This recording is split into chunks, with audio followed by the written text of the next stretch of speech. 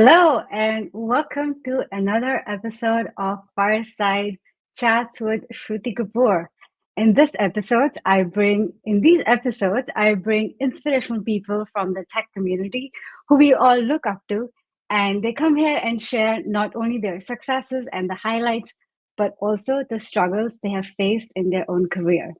I feel like as people in the tech community, when we are going through hardships ourselves in our career, we look at these inspirational people and we think like we're the only ones facing this and we're the only ones feeling like an imposter and everybody else is doing great.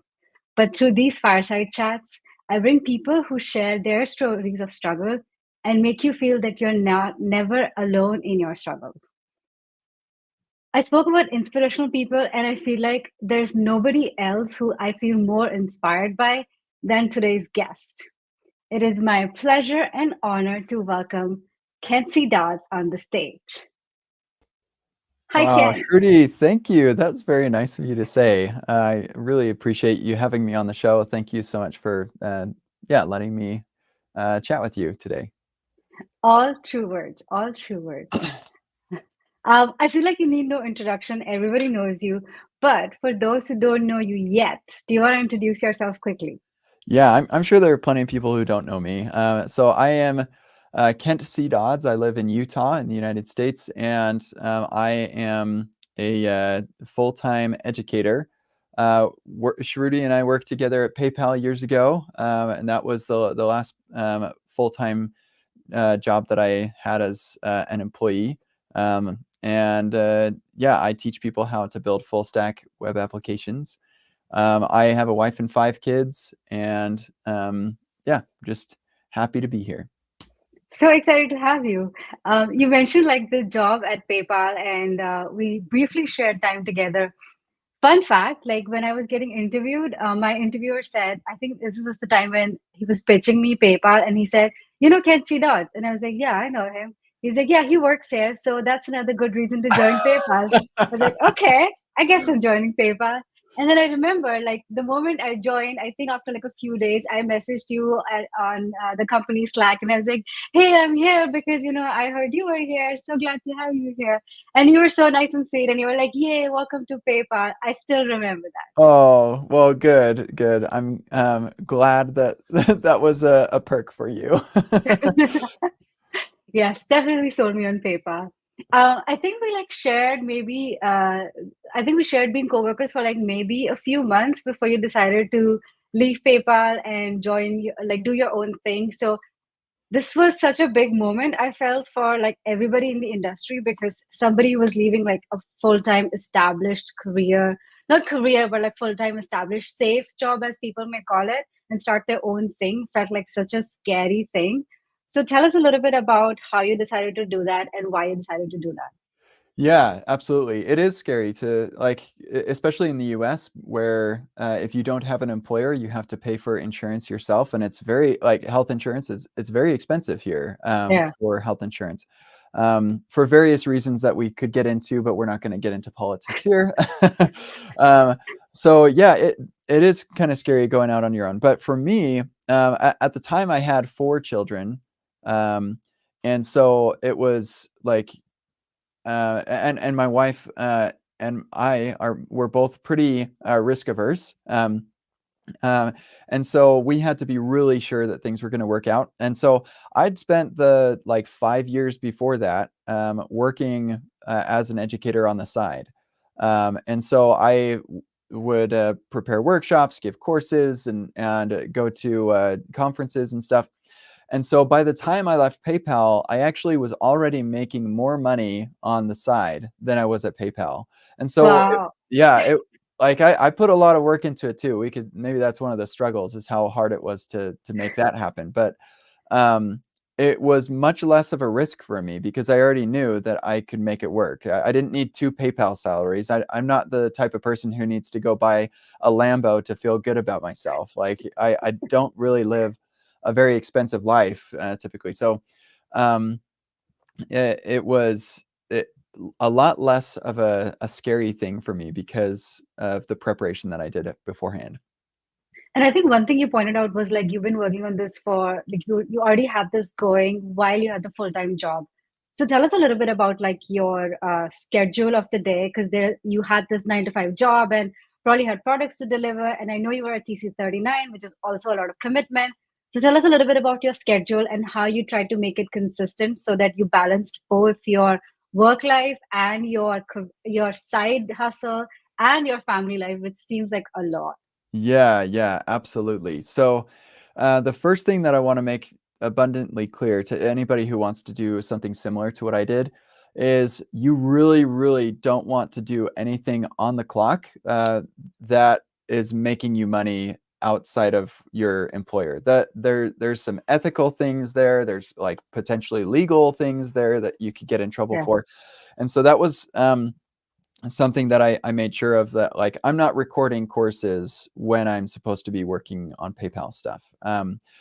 And that said, you can do a fair amount of double dipping depending on how like your employer feels about it. So like, for example, people would see that I was doing a lot of open source work and they're like, how do you get so much open source work done? You also have a full-time job. And I would say, well, it's because I work on open source for my full-time job. Like that is like, we're using these projects, so I'm going to make a pull request, and that like ends up into our production code base like that. So it's not an extra thing I'm doing. It's just it's part of my regular work.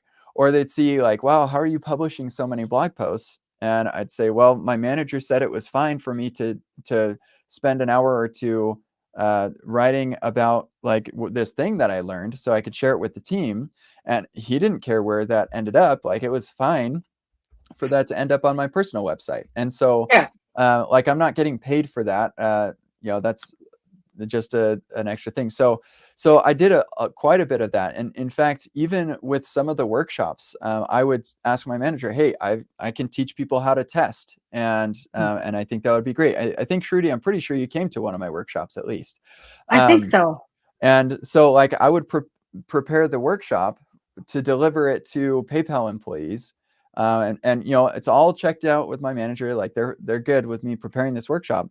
I would actually do it after hours too. So I was double dipping in both directions, I guess. But yeah, so then I would go and present it to PayPal employees. Of course, I'm not charging for that. That's just my salary. Like that's just Yeah. regular work.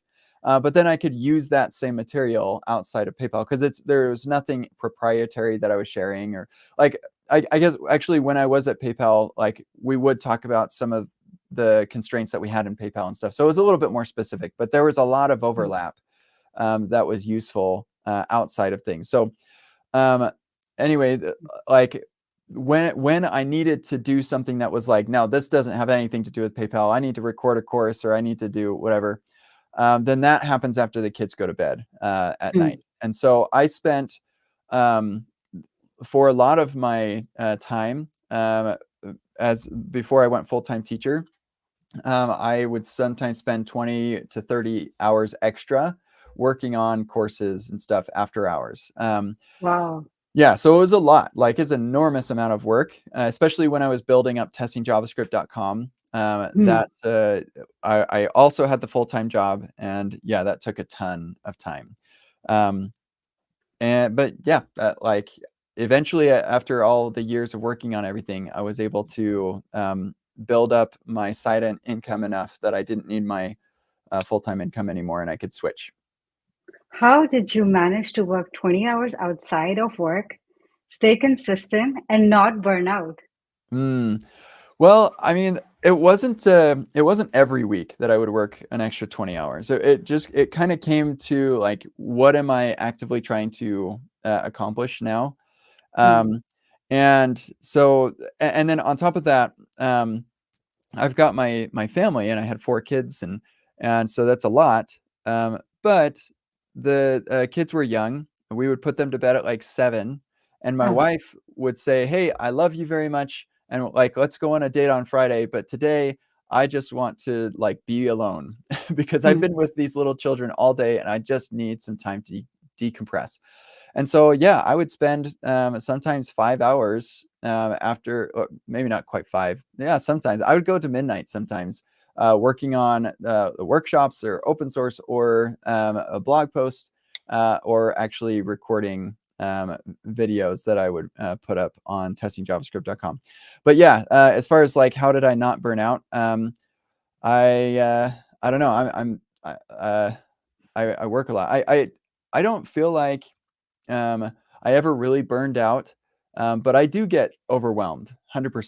Mm, I do definitely get overwhelmed. Sometimes I overcommit myself, and that's some of the struggle that I was thinking about sharing later is just how I overcommit myself, and then it's just like a crazy amount of work to mm. get myself out of those situations.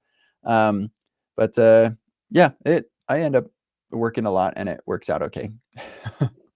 I think Ryan says you're a superhuman. I agree. Oh, well, yeah, I don't know. I overcommit myself, and then I have to work my way out of it. Actually, let's talk about that a little bit. I feel like I go through this a lot as well, where I just say yes to everything because Mm. I feel like I'm such a pleaser, and I've come to realize that over the years. How do you prevent overcommitment? How do you learn to say no? And how do you kind of stick to that? Like, how do you determine what are your highest priorities? Yeah, this is definitely one of my biggest struggles is overcommitting. So typically, what happens for me, especially now that I make my own work, like I'm my own boss, I get to decide how busy I am. But also, the busier I am, the more work that I do, the more I push out into the world, the more money I get. And so, like if there's something that I am wanting, like we got another Tesla or whatever, like I've got to work, and I can do that. I can just say I work more and I get more money. And so like these any financial goals that we have, it I arbitrarily add some pressure to myself just so we can reach it faster. Mm, And so yeah, like to answer the question of how do I, well, and actually on top of that too, with the pace of tech being so fast, I want to deliver things quickly so that they remain relevant for longer. Like the sooner I can ship this thing, the longer it stays relevant, right? yeah. Because there's a ticking time bomb on so much of what we do in tech, and so the sooner I can release it, the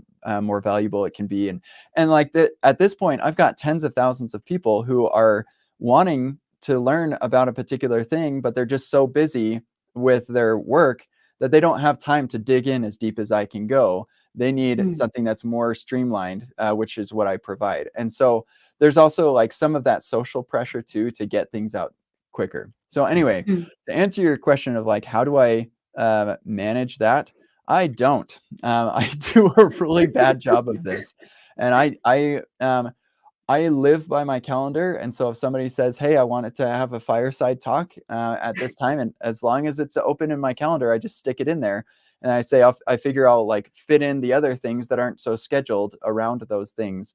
Um, and honestly, like I don't really feel too bad about that. Like it'll get done eventually.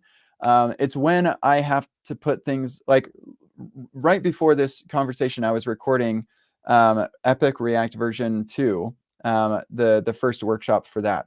And so like the sooner I get that out, the better. But like it will get done eventually. There's no committed date.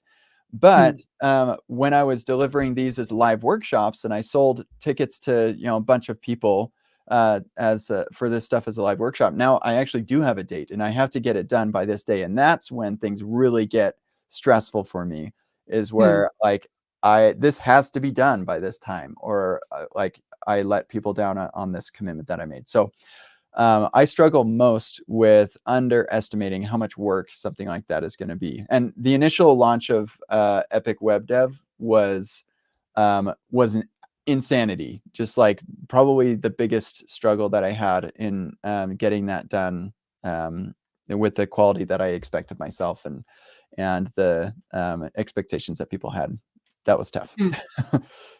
I see. So I think what you're saying is there's a mixture of like deadlines, like hard deadlines that you need to fulfill or like meet, and you put that in your calendar and you kind of like work really hard to prioritize that.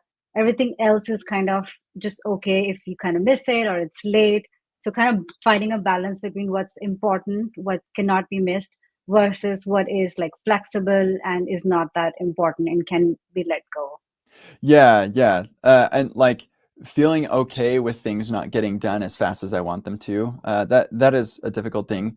Um, Yeah. but yeah, I do seem to prioritize um, um, like being very accessible to people. Like I'm very responsive on my email. Like when you asked me to do this, I believe I was if I'm typical me, I'm pretty sure I responded like very quickly. Yeah, Um, like same day. yeah, I am that's important to me to be very responsive and accessible, as accessible as possible. Even if somebody asks me, like I sometimes will get an email with a lot of words to it, and I'll say I can't answer that, but I will reply it normally, and I'll just say, sorry, I can't get to this. But I that's important to me to be an accessible and quick to respond person. So I have to fit like all of my other priorities in inside of that as well. Yeah. No, I think that sounds fair. I you mentioned about Epic Web Dev, and I know that it is one of the most popular things out there, but you also have RTL, which I feel everybody is using and may have at least used or heard of at least. So tell us a little bit about RTL, React Testing Library, how you came up with the idea, and then tell us a little bit about Epic Web Dev. Yeah, okay. So React Testing Library, the quick story is I had a bunch of workshops about testing. One of them was about testing React. The tool that everybody used at the time was Enzyme. Hmm. And I had developed some particular opinions about testing, and that were contrary to a lot of the prevailing thoughts around testing UI. So Enzyme had a lot of APIs that they would encourage, like here's how you get the state from your component, here's how you get the props, and here's all of this stuff, and here's how you shallow render things, and I tried all of that stuff. Like, let's see what what they're doing. But I very quickly discovered that these are very bad practices, Hmm. and just lead to really brittle tests. And so when I put together my workshop, I had a subset of those APIs, and in fact, my approach to testing was kind of difficult to do with Enzyme. Hmm. Like just to get a DOM node, you had to like chain like 6 different functions and Hmm. off of the wrapper and stuff. It was definitely not a pleasant experience. And so, interestingly, when I teach a library, I typically, if I can, I like to start like, here's how you do it without the library. And now let's kind of build our own little version of the library until we get to, okay, now let's install the actual library. So I do this with a lot of things. And so I did that with Enzyme, but the leap between, okay, here's our mini version and here's Enzyme, that was a really big leap. And Hmm. additionally, I was about to start writing a document that's like, maybe it probably would have turned into a blog post if I'd done it. Like, here are the things in Enzyme that you should never do. And what was frustrating about that was like, on my list was a bunch of stuff that the Enzyme docs encouraged, and if you go to the like GitHub, that's what the maintainers are telling people to do. And so I was very much going contrary to what they wanted. So I saw the little like mini library that I had built as part of the workshop, and I'm like, that actually is not bad at all. I actually like this a lot better. And so that turned into a library. Oh. That's where testing library came from. Was this like mini library that I built. And I said, you know what? We're never going to even bother with Enzyme. We'll just teach everything just with this little mini library. And it's funny because I released it, and 2 weeks later, I was teaching. I was scheduled to teach a workshop to 60 people, and so I show up and I'm teaching them this library that I literally had just published, and I'm in the back of my mind, I'm like, I hope that this library works out, because if it doesn't, these people are going to be so mad that they learned like this random little thing. But it worked out. Wow. Okay, big risk, but also a very smart move. I think one thing you mentioned was like, you when you're teaching something, you actually try to like do it without the library, then teach a mini version of the library, and then you go to like installing the library, which I feel like is such a great approach to like learning something new. Like for example, like React Server components, for example, which is so complicated. So teaching how to do that without React Server components or any library for that matter, then doing a mini version of it, and then installing the library, I feel like is such a great way to understand a new library. And that I love that. And I'm so surprised that RTL actually came out of that, because I think that sounds pretty nice way to kind of learn something new. And I'm going to take that away. That's a takeaway from me. Awesome, awesome. Yeah, it's really gratifying to see that with React 19 blog post, React is deprecating and removing their own test renderer and instead recommending testing library. So that's like the final nail in the coffin on anything else. It's like, no, testing library is the way that you test React components. And that's yeah, definitely gratifying. And actually Playwright has adopted the testing library queries as a built-in feature of Playwright. And so yeah, honestly, I have changed the landscape of testing UI for the web, and I'm gonna take that. I'm really Yeah, happy about that. yeah, hell yeah. I actually, at Slack, we are moving away from Enzyme to React Testing Library. And I love it so much. It's so much more easier and intuitive to think about testing with RTL as compared to Enzyme, because now you have like the screen object and you're just thinking of like, I from my screen, I need this, I need to like fire event, I need to click event. It's so much easier to think about, and it's more closer to like how a user would interact. I love it. Yeah, well, I'm glad. Yeah. Um, and as far as you mentioned React Server Components, and learning that, I am actually doing that in Epic React version 2. I have a workshop about server components, but we don't use Next.js. We don't even use a bundler at all. It's all Oh, like basically no dependencies except for React, and it's awesome. So there's an entire workshop where we build a React component server components framework, so that you can take that to wherever you end up using RSCs, which I think is like the best way to really understand something is to just build your own version of it. yeah. So that is, yeah, absolutely. I did the same thing with in testing JavaScript. We built a testing framework. We didn't use Jest or VTest at the very start. We just start with like, we're going to make our own. And Epic Web Dev is actually getting a new testing workshop by Artem, who was the creator of MSW. And it's like a version 2 of testing JavaScript. And yeah, he builds VTest, like a mini version of VTest, to teach you how that stuff works. I just think that is the greatest way to develop an intuition for how all this stuff works. Yeah, absolutely. And you also talked about like Epic Web Dev. So tell us a little bit about Epic Web Dev. And one of our favorite person, my favorite person, Shande, Monday! Oh! she has a question. What were the biggest struggles with releasing Epic Web 1? Oh my goodness. Shande, I love you. So happy to have you here. I love her Okay, too. yeah, she's so great.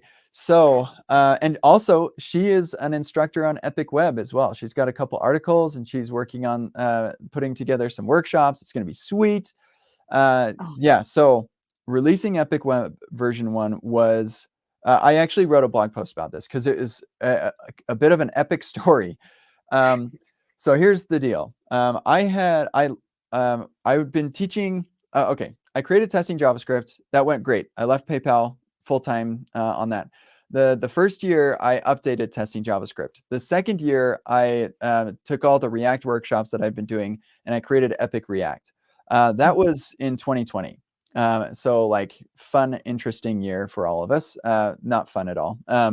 But yeah. So then the next year I was starting to think, okay, so now I need to get back into actually building something, so I know what the next thing should be that I teach. And that was when Remix came out, and so I started using Remix. Felt really positive about that. And in 2021, I launched kentcdodds.com the way that it is currently. And it was built on top of Remix. So I was like, okay, yeah, this is how I build web applications distributed across the globe with distributed data, and it's using Remix and like all of these different things. That was the idea. Is like, I'm going to build my website as if I was building at PayPal still, or like with all of the constraints that those big companies operate under, so that so my website is way over scoped. Like nobody builds a personal website the way that I built mine. Like it's a podcasting app. Like there's so many things in my website. So and I did that so that I would know what's the next thing I'm going to teach. And but one of the things I realized was that at the time Remix was still paid software. You had to get a license for it, and I was like, I'm not sure how we're going to make that work. And then also Remix was so new. Mm. And so the Remix team asked me, hey, Kent, can you join us to like handle documentation and community and stuff? And so I did. I took a break from my full-time teaching. I joined Remix, and I ran RemixConf 2 years in a row. That's where I got the bottom sign here.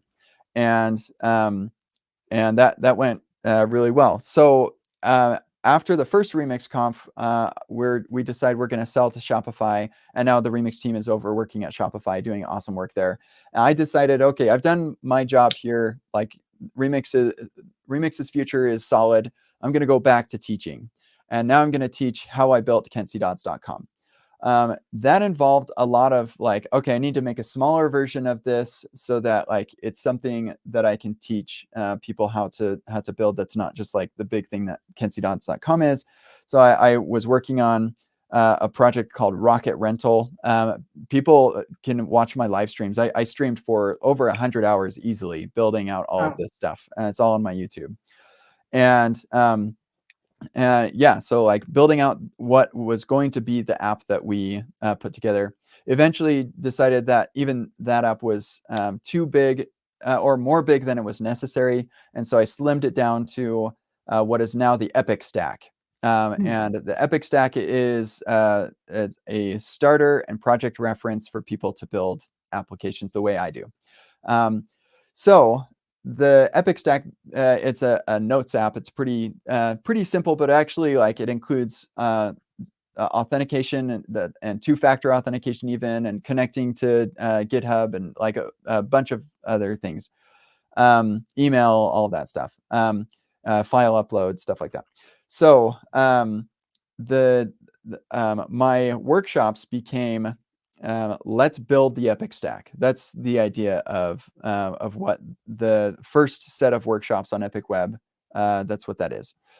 So here's where we get into the like all of that was kind of well pretty hard, but here's where we get to the real struggle. So I say, okay, great. I know what the end looks like, and now I know what the beginning looks like, and now I need to we're going to iterate till we get to the end. So there's going to be a section on like the fundamentals of full stack web development. Now we're going to talk about forms, and now we're going to talk about data modeling because we're doing full stack, so we got a database and stuff. And now we're going to talk about authentication, and then we're going to talk about testing.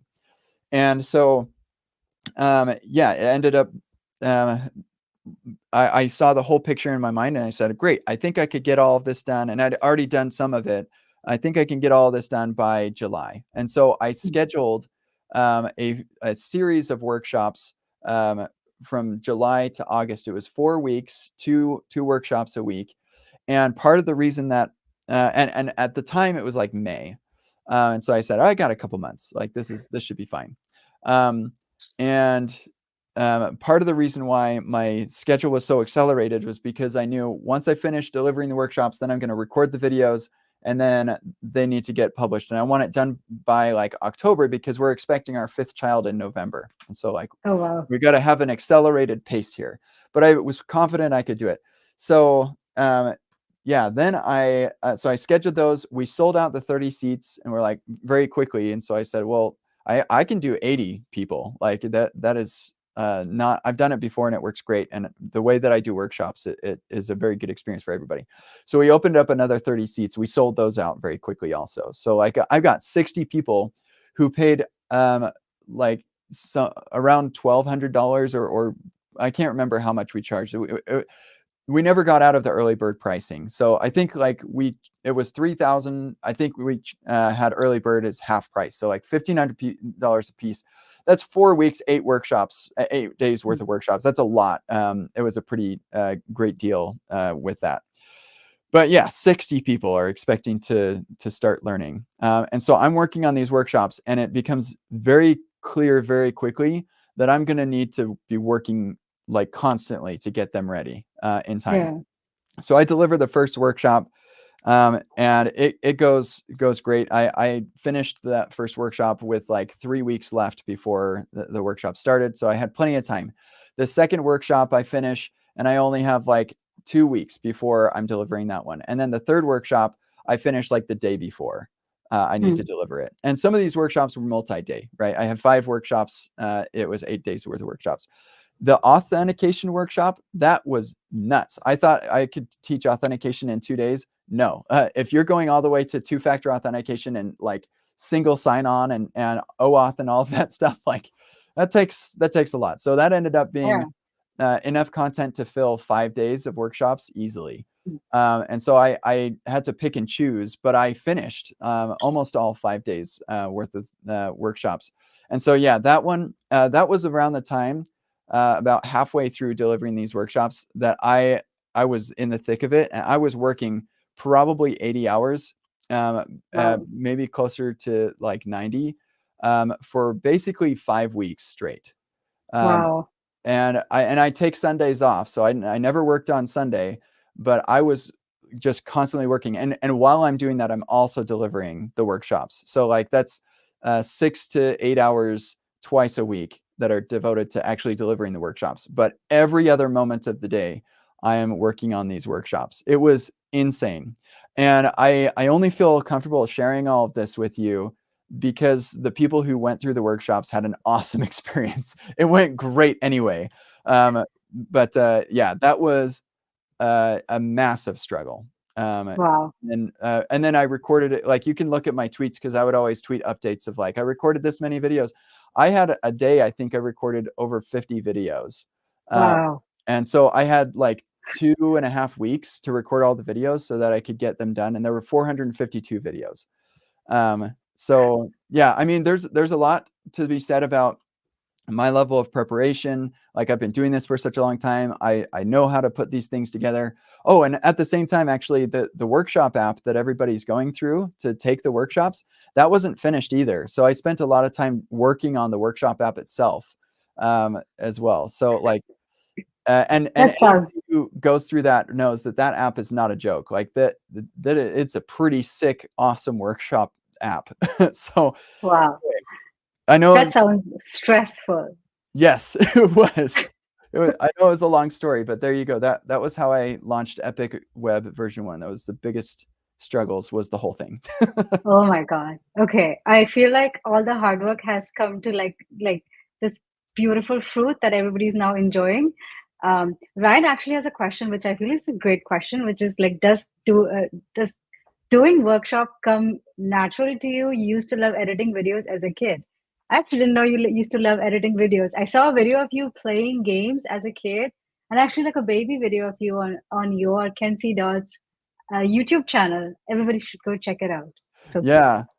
Yeah, so when I was a kid, I got into video games like lots of kids do, and then eventually my parents were kind of like, "Hey, that's not a great use of your time," and but I liked being on the computer, and so I discovered video editing, and so yeah, I would edit videos for fun, just so I could spend more time on the computer.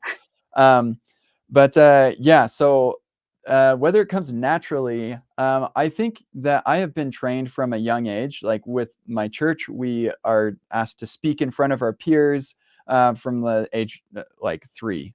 So Mm. I've been speaking and teaching. I spent 2 years as a missionary for my church as well. So like teaching has always been a big part of who I am. Um, and not everybody in my church like ends up being a big teacher or anything, but I really took to it. I really enjoyed it, and so I've been working all those years honing those skills because I enjoy doing it. Editing videos, I actually don't edit my own videos anymore. I pay somebody to do that because I need to spend my time like making the videos. Yeah. But yeah, so I definitely enjoy it. Does it come naturally? No. Like it these are practiced skills that I've been practicing for like a decade now. Yeah, I think that sounds like pretty reasonable. It's hard to kind of make workshops, and especially like if you've been practicing speaking in front of a big audience, I think it becomes easier to kind of deliver that speech in front of big audiences and conferences and doing workshops as well. But I think you have like a love for teaching, and I think that's what's important when delivering a workshop. 100%. Okay, final question for you. I know we've been grilling you over the last 40 minutes. Final question for you. I feel like you took this like non-traditional route of going into a big established company like PayPal and then leaving that to start your own thing. For somebody who is interested in becoming a full-time self-employed person or a full-time educator, what are some tips you would give them? So everybody's situation is going to be different. For me, it was very important that I I knew for certain that everything was going to work out before I took that leap, and so that's why I did everything on the side. It was definitely a grind, and I appreciate that. Like, it stinks that we live in this society where you can't just do what you love and just do it and everything works out. Sometimes it doesn't work out.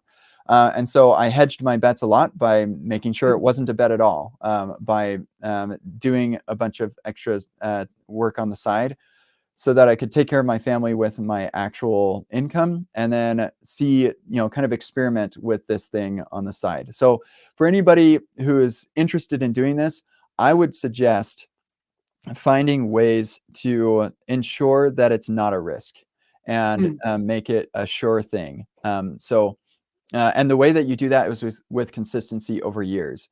I was like 5 or 6 years doing stuff on the side before I decided that I was ready to do it full time. So it's not the sort of thing that you're like, oh, I'll just spend a couple hours this week or next week, and then I'll spend another couple hours the next week, and then we'll be fine. Like, then I'll know whether this is going to work. No, I spent 5 years of many hours, sometimes after hours, trying to make this work. Um, and maybe it's possible to do a different way, but I wouldn't know that. All I know is what I did, and it's going to be a ton of work, and it requires consistency. But if it's something that you enjoy and something you want to make happen, then like, it doesn't matter if you're live streaming and there's nobody watching. Just keep doing it, because you're not doing it for the people now. You're doing it for yourself now. yeah. Eventually, the people will come eventually, but they only come when they know that you're going to stick around and keep on delivering good content for them.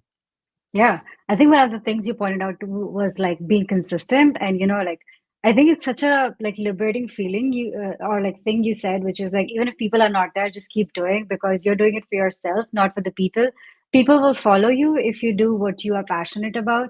I think that's such a like liberating thought because oftentimes when we go like write a blog post or a YouTube video, nobody watches it. We're like, okay, well, I guess I'm not making content worth like watching. But you said like keep doing it for you. You're not doing it for the people, and I love that. Hmm. Yeah, it's practice. Like, you're just getting yourself better at this thing, and people Yeah, don't have to watch you for you to get value out of that. yeah, totally. So before we let you go, we're gonna hop onto Discord and ask you some more intimate questions one on one. I swear we won't keep grilling you for the rest of the hour, but just a few more questions. If anybody's interested in asking one on one questions, you can come join us here. We're gonna jump to Discord in just a minute. But before we go, we like to share some goals that we are working towards this year. For me, one of the goals that I've been working towards this year is creating my first course. And I'm so excited to share that I just finished creating my course. I am in the process of getting it to the editor, and I just need to finish like one final module, and then I'll be done. And it's going to be released in July. And I'm so excited that my goal and my dream is finally coming true. Kent, do you have a goal you want to share with us? Oh, that is awesome. Congratulations. Yeah, so my goal, for sure. Oh, did I just hold on? There we go. I just joined the Discord. And so yeah. My goal is to finish Epic React version 2. So that is that I was working on it this morning, and I have yeah, a lot of a lot of time to record, or I need to spend a lot of time recording.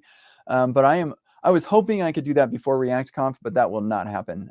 Hmm. So yeah, probably yeah, my goal is by June, like mid-June maybe, to get that finished, and then it should, if I manage to do that, then like July is when we could launch, or maybe August. So that is my goal. That's what I'm working toward every day. Okay, we wish you good luck. That is a goal that I know a lot of us will be watching, but no pressure. You do you. You doesn't have to be a hard deadline. It is, as you said, an expectation that you set for yourself. Hmm. Thank you. Kit, thank you so much for joining us on this Fireside chat. It was so lovely to speak to you. I think you're an inspiration to many, but the fact that you're so sweet, it makes me feel like heroes can be nice too. Oh, you're sweet. Thank you. Thank you, Kit. Thanks, everybody. Bye.